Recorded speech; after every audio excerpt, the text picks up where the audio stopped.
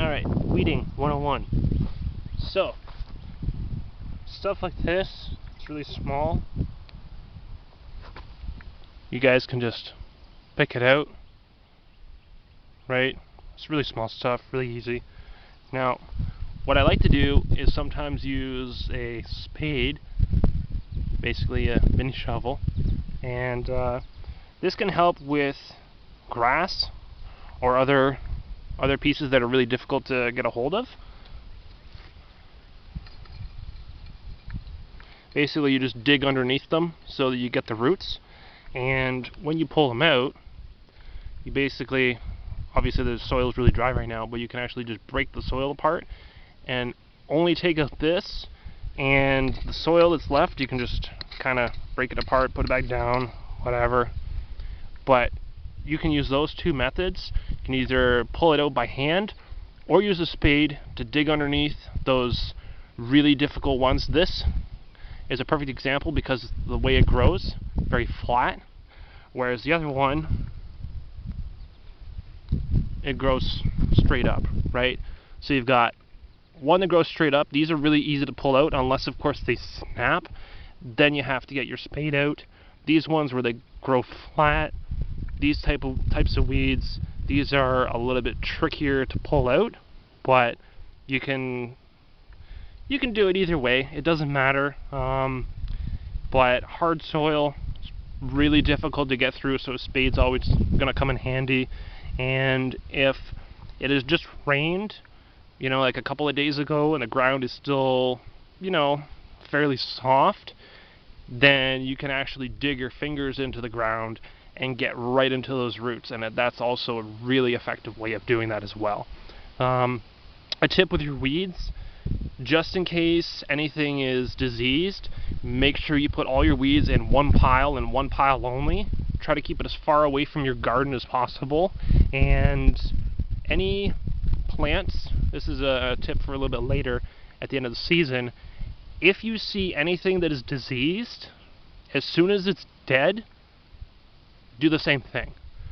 Take it completely out of your garden, dispose of it, and over time you will notice certain things, just as I have as well, because again, this is still more or less a hobby, but you have to be very mindful of things that are going on in your garden. So if there's certain bugs that are always around that are eating things, you may want to pay special attention to that and maybe find something on Google, like a spray, like a home remedy one that you can just make in your house with vinegar on it or something, right?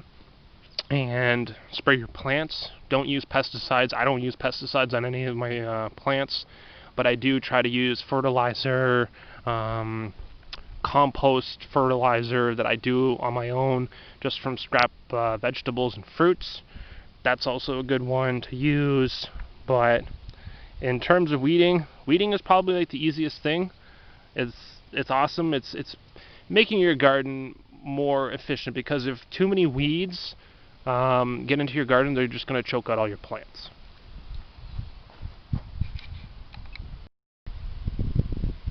Alright, so these are really, really tall.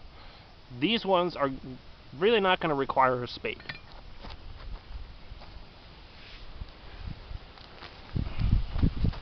So as you can see, really easy to pull these out, but you have to, this is an absolute must, keep as much soil as you possibly can in your garden.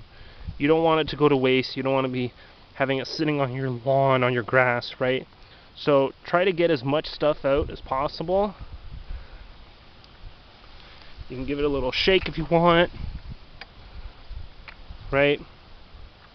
And then again, just dispose of all of the weeds in the same pile. So again, I mean, this is a massive one, absolutely massive. It's probably like a good 3 to 4 feet tall.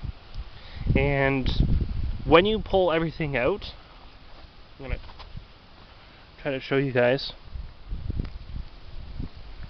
So basically you pull everything out, you can actually go in later and worry about the soil. Right now you're just concentrating on pulling out all the grass and the weeds, especially ones that are diseased. You definitely don't want those in your garden. Alright, so my garden actually has a lot of good examples and bad examples. Now, a good example is obviously what I've shown you guys in the very beginning. A lot of room, a lot of clean soil, very little weeds and grass. However, this piece of corn here is completely surrounded by grass and weeds. Now, that does not look good. These plants are eventually going to get choked out. Now, the difficult part is, see all this grass? This is literally grass that would be growing in the middle of your lawn. This is going to require you actually getting a spade and actually digging it right into the soil and removing it completely, and then taking the soil back and readjusting it and making sure that the roots for the corn are still good. And then at the very end of it all, you want to make sure that you water that plant as soon as you get rid of all the weeds around it. Because if you water it when there's weeds around, the weeds are just going to soak up all that water and they're just going to choke out the plants. So you don't want that. Now, another thing that you want to keep in mind is that keeping your garden organized like this, keeping like even a trench around the garden that's clean. This one obviously this is not completely done. I've let that one go a little bit, but this section right here is really good, and this is actually going to be a good sign of how to tell if there's rodents like moles or whatever else trying to get into your garden, because they will generally try to burrow their way in through the sides. We actually had an issue with moles one year, and that was one of the signs we could tell that they were in the garden, was digging a trench, because they would always use the trenches as access points. So again, there's going to be lots of bugs, different insects. If you guys want to wear gloves, wear gloves. And also, wear a hat. I know this looks like a cowboy hat. I've had this thing since I was, I don't know, 12 maybe. I won it at a fun fair, and guess what? I held on to it for all these years, and now I'm using it to garden and keep my bald head from burning. So, sometimes it's worth holding on to things. So, don't throw out your cowboy hats. As ridiculous as you may look with them on, it's going to save you from getting burnt.